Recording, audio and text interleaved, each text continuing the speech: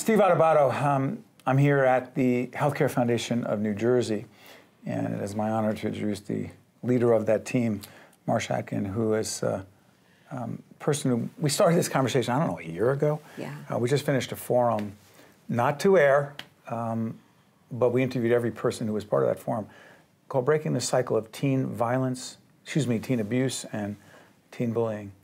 And I just said this to you, trust me, there's a question here. It was a hard conversation to have. It was a very tough conversation to have. Well, first of all, I think that people are coming from it from different perspectives. We had educators, we had people who run not-for-profits, people who are psychologists. And we had people who represent different communities who are the subject of bullying. Yes. And I think that even though there are some things that happen in general, you know, that are the same in all of those situations, there are some things that are different. We had folks from the LGBTQ plus community. Right, right. We had somebody who had recently lost a child as a result of online bullying and suicide, perhaps 12 years old. Yes, 12 years old. 12 years old. We hear that far too often. I mean, it's horrifying.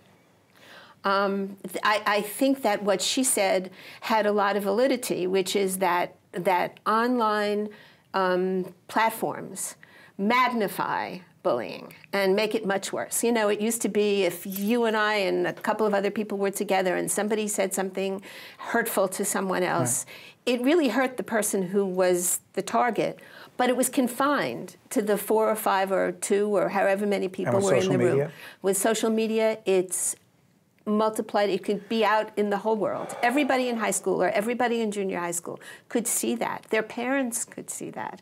And it never goes away. It lives there forever. So. The other part of that conversation, by the way, we are only able to do what we're doing because the Healthcare Foundation committed resources to our initiative, plus a range of the other folks who are part of this conversation, not-for-profits, and others who are not. My question is, why is this teen bullying, teen abuse, and elder abuse, which we'll do an additional program on, why is that the purview of the Healthcare Foundation of New Jersey? Well, we've discovered... I shouldn't have asked that after we got the grant. I didn't ask that before. But I am curious, like, why is that part of the... So we've learned over the course of the 22 or so years that we've been around that mental health and physical health are totally connected to each other. That people who have ongoing mental health issues, chronic mental health issues, tend to live 20 years or so less than people who do not. That children who have adverse childhood experiences tend to have lots of mental health problems and physical health problems as they grow up. And so you can't be a healthy person if you're not mentally healthy, if you don't take care of the issues that, you know, most of us have some issues. It's a question of how many and how serious they are and whether we can get help for the things we need help for. But the part of the conversation, adverse childhood experiences, we actually check our website. You'll see it come up right now. We actually did, otherwise known as ACEs. Right. We did a comprehensive series of interviews down in Princeton, at Morven, I believe, the First Lady and others talking about this. So what Marsha's talking about is so critically important.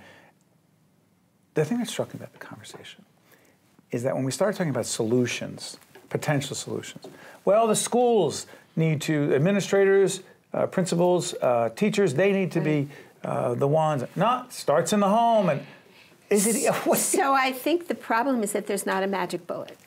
Please share. I don't think that any one of those institutions or groups can solve the problem. I think that the problem is multifaceted. Parents have to be taught how to parent and how to react when their children are bullied or are the victims of dating violence or anything like that. Or are the perpetrators of. Or are the perpetrators of the same, exactly. Oh, listen, no, but come on, don't make a big deal about my kid who did that. What? There's nothing wrong with my kid. It's your kid who was, you know, the bully. Can't your kid take it? Yeah, exactly. Just teasing. Exactly. All the wrong messages. So we have to own it. You know, we have to, the stigma has to be erased, and we have to know that all kids most kids, maybe all kids, do difficult things sometimes or are the butt of difficult things. And we have to help them get beyond that behavior. We have to figure out why they're doing it or why it's happening to them, and help them, whichever side of that equation they're on, we have to help them. So I think that's our role as parents, okay? Schools need to understand much better how to identify behaviors that are when a kid is troubled. There was a really interesting show at Lincoln Center a couple of years ago called Pipeline, okay? And it was about the school-to-prison pipeline. And one of the incidents in the show was that a kid, a really good kid, okay, threw a book at a teacher one day when she asked him why he didn't bring his homework in on time. Now, why didn't he bring his homework in on time? That was really the question. His parents had had a very difficult fight the night before. I don't remember whether it had become violent or not, but it was a very difficult fight. And he was really upset by that fight, and he couldn't do his homework. So when the teacher asked him why he didn't have his homework, he reacted emotionally, and he threw the book at the teacher. Now, should he have done that? Of course not. What coping skills did he have? Of course not. But wouldn't it be wonderful if the teacher, instead of having him suspended, had either been able herself or had called in a counselor in the school to find out what was motivating this kid? You know, why did this kid do this? These are things that people in the schools have to learn to recognize and to cope with, and to create an environment in the school that's trauma-informed. You know, that where they can recognize they know what to look for. They know what to look for, and they know how to deal with what they find, not just what to look for. By the way, if you want to find out about another aspect of abuse and bullying, go on our website. You'll see it right there. On elder abuse, we looked at that. By the way, give folks a real quick sense. I know we did teen abuse and bullying today. Elder abuse so important because? Because it's important no matter how many elderly people are abused, but we do have to understand that the population is aging, that more and more people are in the position where they're becoming frail, they're becoming isolated, and they're at the mercy of people who take advantage of them financially, physically, who neglect them, who get frustrated and angry and take it out on them because they're difficult to take care of sometimes. Right. And again, we have to teach caregivers how to cope with people. We have to teach medical personnel, sometimes even people who do people's hair, to recognize when somebody's been abused and to do something about it. Marsha, thank you for allowing us and so many other not-for-profit organizations to try to be a part of the solution of breaking the cycle of abuse and bullying. Thank you. Thank you. When it comes to you and your family's health care, transparency is key. At Holy Name Medical Center, we believe in creating an environment where patients can be educated and informed so they can get the most out of their health care.